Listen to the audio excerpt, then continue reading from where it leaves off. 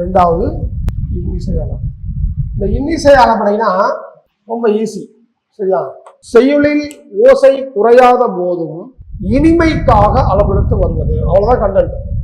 சரியா? செய்யுளில் ஓசை குறையாத போதும் இனிமைக்காக அளபெடுத்து வருவது இன்னிசை அளபடை எனப்படும். இதுல ஒரு கண்டிஷன் இருக்கு. சரியா? இன்னிசை அளபடையில ஒரு கண்டிஷன் இருக்கு.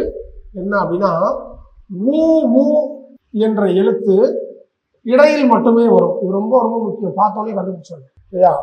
முதல் கண்டிஷன், ஊங்கிற எழுத்து எங்க வரணும்? இடையில் மட்டுமே, அதாவது நடுவில் மட்டுமே வரும். வேற எந்த எழுத்தும் வராது. ஒரு பாயிண்ட் செய்யுளில் ஓசை குறையாத போதும் இனிமைக்காக அளபெடுத்து வருவது இன்னிசை அளபடை. ரெண்டாவது பாயிண்ட், ஊங்கிற எழுத்து இடையில் மட்டுமே வரும்.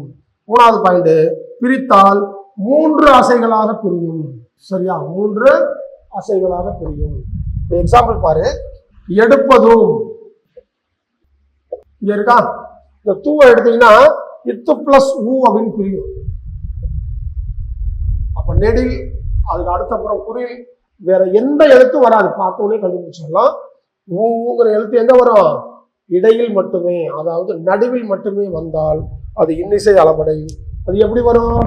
செய்யுளில் ஓசை குறையாத போதும் இனிமைக்காக அளபெடுத்து வந்தால் இன்னிசை அளபடை. பிரித்தால் 3 அசைகளாக பிரியும்.